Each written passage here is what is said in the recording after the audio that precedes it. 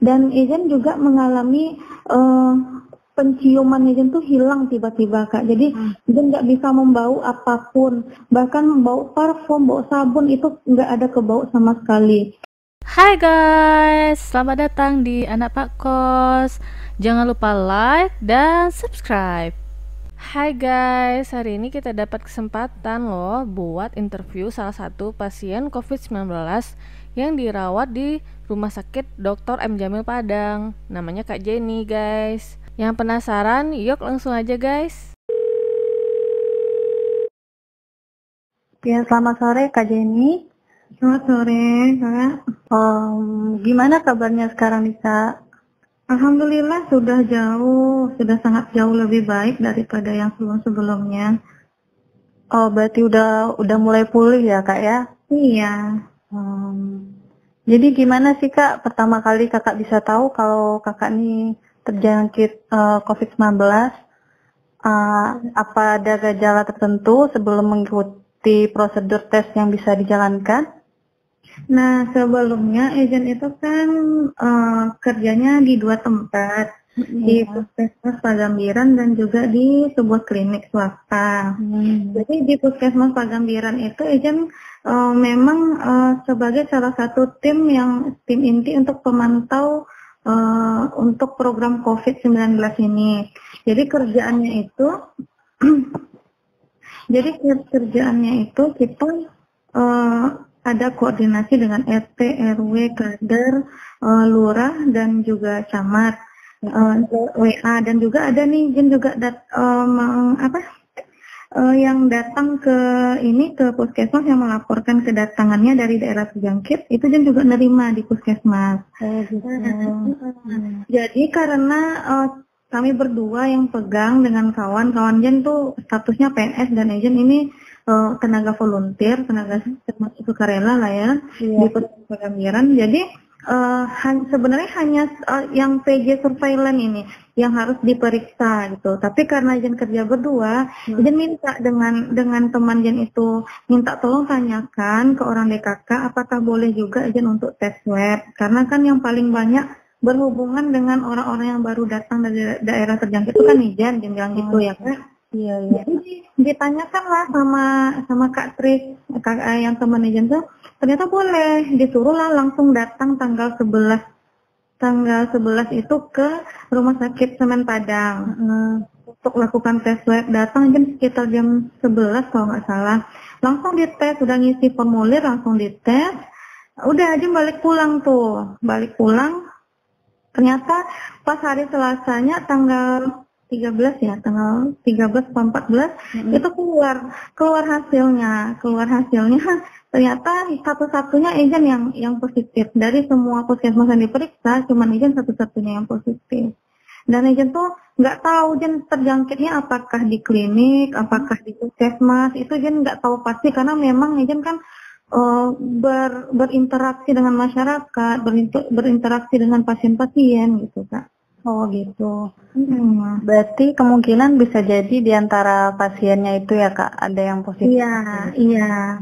Ada yang istilahnya gini ya Kak, ada yang mungkin dia karier.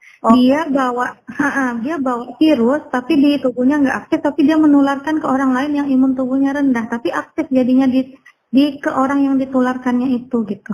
Oh gitu.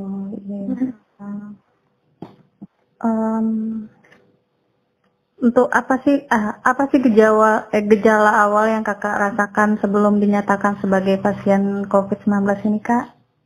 Nah, Ejen tuh kalau di pas awal-awal dulu itu nggak ada gejala Kak yang Ejen rasakan, biasa saja semuanya.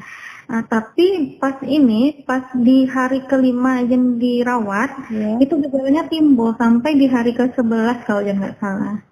Jadi awalnya biasa aja, santai aja, enak aja gitu. Iya. Kalau misalnya gejalanya ini ada nggak sih bedanya sama flu biasa gitu Kak? Kalau gejalanya kan hampir-hampir mirip ya Kak ya, cuman kalau flu biasa itu kan flu pilek gitu kan ya, demam tensinya nggak terlalu tinggi dan nggak ada sesak nafas ya. Paling kan ya kalau flu biasa kakak tahu lah ya gimana apanya. Cuman kalau seperti COVID ini itu kan gejala di tubuhnya orang itu kan beda-beda. Nah, aja mau jelasin dulu gejala yang ada di COVID ini tuh terbagi 3 Kak. Ada yang OTG, orang dengan tanpa gejala, itu dia dari awal perawatan sampai selesai perawatan dia nggak ada gejala sama sekali. Suami Jen kayak gitu. Berarti nggak ada gejala sama sekali ya Kak ya? Iya, cuman yang ketahuannya kan dari hasil tes swab sama ronsen toraks. Tapi ketahuannya. di ronsen toraknya itu ketahuan kayak ada ngeflek atau gitu ya? Iya. Nah, terus ada yang gejalanya ringan dan ada yang gejalanya berat. Nah, gejala-gejala yang ada di antaranya COVID ini dia demam tinggi, tapi suhunya itu lebih dari 38,5. Jadi ciri khasnya begitu. Dan yang kedua itu dia ada batuk pilek, tapi disertai sesak nafas. Memang sesak gitu berarti ya Kak? Kayak tertekan iya. dadanya. Iya, bukan hanya tertekan, kayak seperti leher ini juga seperti tercekik Kak. Oh gitu. Itu Ijen ngerasain itu. Tapi demam Ijen nggak ada ya. Yang Ijen ngerasain tuh batuk tanpa pilek tapi sesak. Dan Ijen juga mengalami penciuman Ijen tuh hilang tiba-tiba Kak. Jadi Ijen nggak bisa membau apapun, bahkan bau parfum, bau sabun itu nggak ada kebau sama sekali. Dan lidah Ijen tuh nggak ada rasa asam, asin, manis, pahit, nggak ada sama sekali. Jadi kita makan tuh lempeng aja. Kalau kita makan tuh memang lempeng, nggak ada rasa apa-apa gitu. Terus air liur kita nih nggak produksi Kak. Jadi mulut ini tuh rasanya tuh kering banget gitu. Nggak ada. Jadi kebayangkan Kak kalau kita nggak ada air liur gimana sakitnya mulutnya kita sampai ke kerongkongan. Nah karena kering itu kayak seperti disayat kerongkongannya Kak. Kayak disayat, tapi ada yang nyekek gitu. Kayak tercekik leher ini gitu. Dan dada Jen ini tuh rasanya kayak penuh sama air, tapi itu ditekan pelan-pelan, akhirnya sakit. Dan itu kan bikin lumayan panik lah ya jadinya, karena kita nggak bisa nafas dan tapi dadanya juga sakit gitu. Terus lemas gitu, bayangin cuma dari tempat tidur ke kamar mandi tuh lemesnya minta ampun. Dan juga mual, muntah. Mual juga berarti? Iya, jadi ada juga yang ngerasain badannya tuh persendiannya sakit-sakit gitu. Ada juga yang seperti itu dan ada juga yang dapetin gejalanya dengan diare. Kalau kakak nggak diare? Nggak ada diare, nggak ada nyeri sendi. Cuman yang itu pilek, penciuman hilang, lidah nggak merasa, rasanya seperti tercekik, kerongkongan dan ada yang mencekik, dan leher dan dada terasa penuh sama lemes, itu aja. Sama lemes. Kalau untuk batuknya berdahak atau kering gitu Kak? Kalau Ijen batuknya kering waktu itu. Kering berarti ya Kak ya? Jadi kadang ada yang sebenarnya rasa-rasanya gini, pernah juga ngerasain kayak gini loh Kak. Ada dahaknya tapi kita nggak bisa keluarin. Susah gitu ya? Iya, jadi kan dikasih obat ya. Habis itu sempat muntah tuh muncrat, tapi keluarnya itu kayak bukan air gitu, kayak lendir. Terus ada dahak yang warnanya kuning keruh tapi gumpal gitu loh Kak. Oh iya ya Kak. Jadi kan semua orang itu kan beda-beda ya gejala yang dialami, jadi nggak bisa disamakan, tapi gambaran besarnya seperti itu kira-kira gitu. Oke Kak, kalau untuk uji swabnya itu berapa kali sih Kak dilakukan uji swabnya? Nah, uji swabnya itu dilakukan kalau misalnya kita sudah terkonfirmasi positif pertama kali, itu akan dilakukan sekali seminggu apa sekali 5 hari uji swabnya, sampai hasilnya 2 kali berturut-turut negatif Kak. Baru bisa dikatakan sembuh gitu. Kalau kakak sekarang berarti udah ada yang negatif hasilnya Kak? Udah, alhamdulillah 1 kali, yang ke-6 kemarin udah ada 1 kali negatif. Ya, alhamdulillah ya Kak, semoga hasilnya juga negatif. Ini lagi nunggu, iya, kemarin udah diambil swab ke-7-nya jam setengah 10 malam. Jadi nunggu 2 hari, mungkin hari Rabu atau hari Kamis sudah keluar hasilnya. Oh iya Kak. Kalau untuk penanganan di rumah sakit nih apa aja ya Kak yang didapetin, atau misalnya obatnya, misalnya makanan, vitaminnya gitu? Ya, kalau untuk obat-obatan itu Ijen dapatnya yang pertama kali dikasih itu sukralfat. Supaya apa? Sukralfat itu kan gunanya untuk mengalasi lambungnya kita.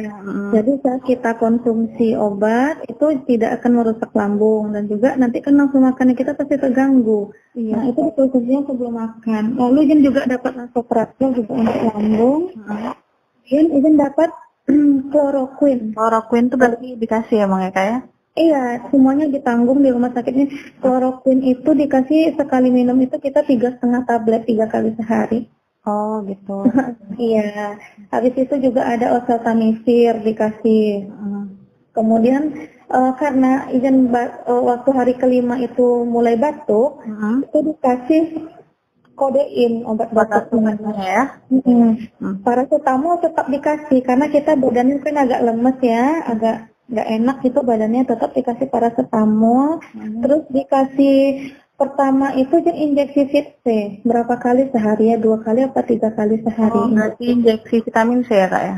Iya, kemudian nanti itu perlahan-lahan diturunkan Kak dosisnya.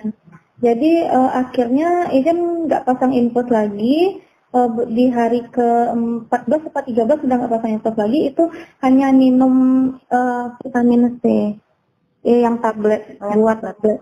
Jadi 100 mili sekali minum. Jadi dosisnya berarti 300 sampai 400 mili sehari. Oh gitu. Terus juga kita di sini dikasih Vico, minyak VCO. Oh, dikasih VCO gitu buat buat apa tuh Kak kalau VCO-nya? Kalau itu kan buat ningkatin imun juga ya, karena kan bikinnya dari minyak kelapa. Oh, buat imun juga ya? Iya. Gitu. Kalau misalnya antibiotik itu berarti nggak ada dikasih ya Kak? Enggak, karena kan kalau dengar kabar ya kalau yang seperti ini tuh kan nggak pakai antibiotik ya. Iya. Jadi obatnya begitu. Karena ini disebabkan oleh virus ya? Iya. Kecuali oleh bakteri apa kuman, baru kita bisa dikasih antibiotik. Tapi kalau virus kan nggak bisa. Iya Kak. Jadi gimana sih Kak keadaan rumah sakit tempat perawatan pasien yang positif COVID-19 ini?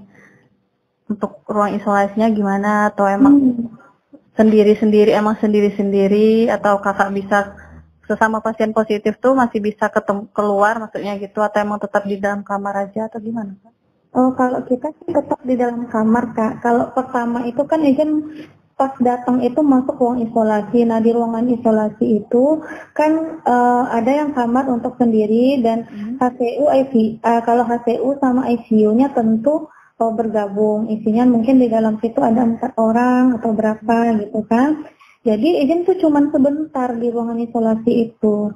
Lalu dapat kamar di Pinere 3. Dapat kamar di Pinere 3, pindah. Itu kami 1 pasien 1 kamar Kak. Oh, 1 pasien 1 kamar. Ya, jadi kebetulan kamar Pinere itu sebenarnya belum ready karena wabahnya sudah datang duluan ya, akhirnya ya dengan seadanya. Tapi ya kalau baginya sih alhamdulillah nyaman gitu di ruangan Pinere itu. Karena ya kacanya mungkin Kakak udah lihat ya video-videonya ya. Kacanya itu transparan. Jadi setiap saat bisa lihat teman-teman medis dan COVID-nya lalu lalang. Jadi itu yang jadi hiburan. Walaupun TV-nya nggak ada, tapi nyaman di kamarnya gitu. Dan waktu akhirnya Jen dipindahkan ke Bougainville 3, itu awalnya 3 hari pertama Ijen sendiri. Dan hari keempat itu ada teman masuk baru gitu kan, tapi ternyata dia tuh ada gejala dan Ijen agak ngedown jadinya, dan akhirnya karena Ijen punya riwayat infak cerebral, kematian saraf di belakang otak sebelah kiri waktu itu 3 tahun yang lalu, dan riwayat epilepsi juga yang menyertai waktu itu. Karena takut nanti Ijen terjadi serangan dan kejang lagi gitu dan mengganggu psikologis teman, akhirnya Ijen dipindahkan ke Bougainville 8 dan Ijen sendiri di sini. Oh gitu. Nah, alhamdulillah senang banget kalau sendiri Kak, karena apa? Nyaman kita, ya, Kak? Iya, nyaman iya, abis itu kita konsentrasi ibadah bisa gitu. Iya. Terganggu.